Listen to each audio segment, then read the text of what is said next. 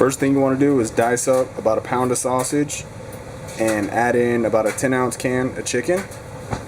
Turn the heat on something above medium. Put in about a tablespoon of garlic pepper and roughly 2 tablespoons vegetable oil, give or take. Nothing has to be too exact. Let this cook 5-10 minutes and then we'll go from there. Alright, now that it's nice and sizzling and everything's worked in there, you want to add in your packet of Zatarains. You want to put 2 cups of water. Zatarain's calls for a little bit more, but since there was already juice in there from the chicken and whatnot, you want to add a little bit less.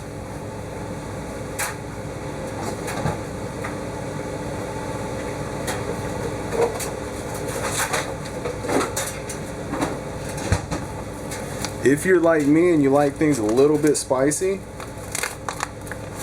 this is the time to put in about a pinch of cayenne pepper. That is 90,000 IUs. If you're not familiar with the IU scale, it goes from 0 to 360,000. This is 90,000. It's not calm by any means, but on the scale, obviously, it's a little calmer.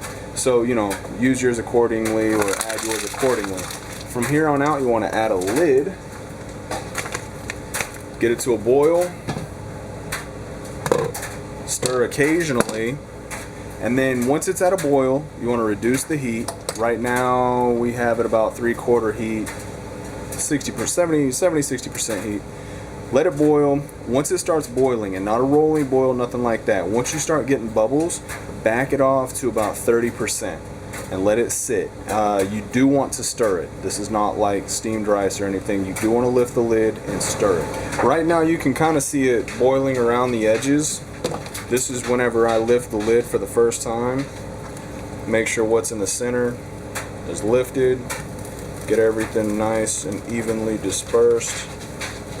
Drip water all over the stove off the lid. So we'll say everything's, you know, decently dispersed.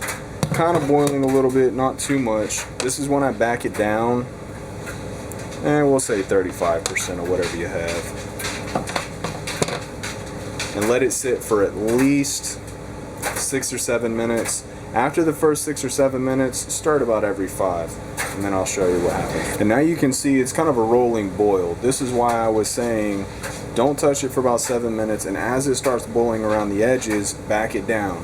Because even with a cooler heat, it's going to be boiling, cooking everything together right now. So even though it's doing this, let it sit. Right now we're on about 2 minutes, maybe 3. Let it sit for another 4, and you know, let it do its thing. Just be calm, cool, relax.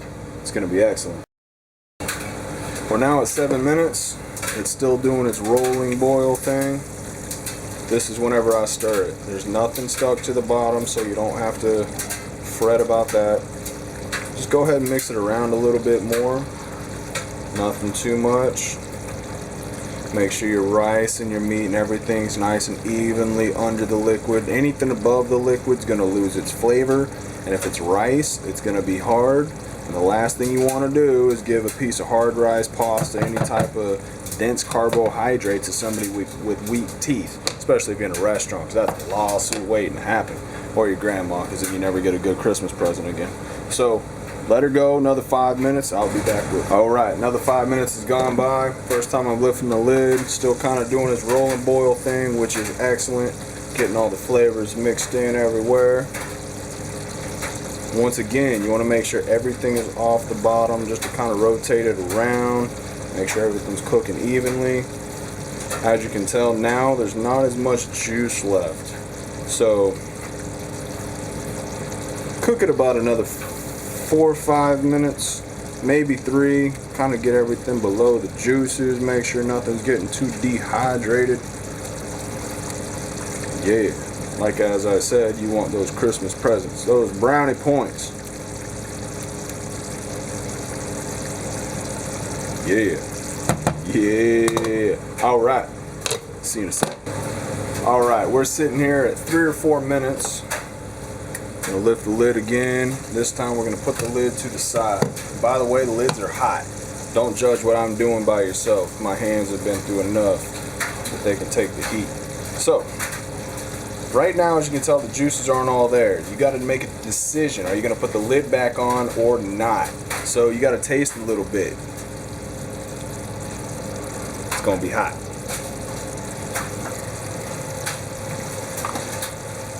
Jambalaya rice should be al dente at the softest. Right now, it's about al dente, so I'm not going to put the lid back on. If you hurt your teeth, put the lid back on. If it's too hard, put the lid back on. But a true jambalaya is gonna have a little bit harder rice. It's not gonna be like steamed rice when you go to a Chinese restaurant. That's Chinese rice. This is New Orleans rice. So you want a little bit harder and it's gonna be excellent. So for me, the rice is somewhat firm, kind of al dente. I'm gonna leave the lid off. Right now it's still sitting on about 30-35% heat. I'm gonna let the moisture cook out. It's gonna be ready to go. All right, been about another 5 minutes. Gonna stir it around. Not too much moisture on the bottom, none at all. Well, minimal. So kill the heat, take it off, dish it up. But you don't want to dish it too hot. Like I said, brownie points are of the essence here.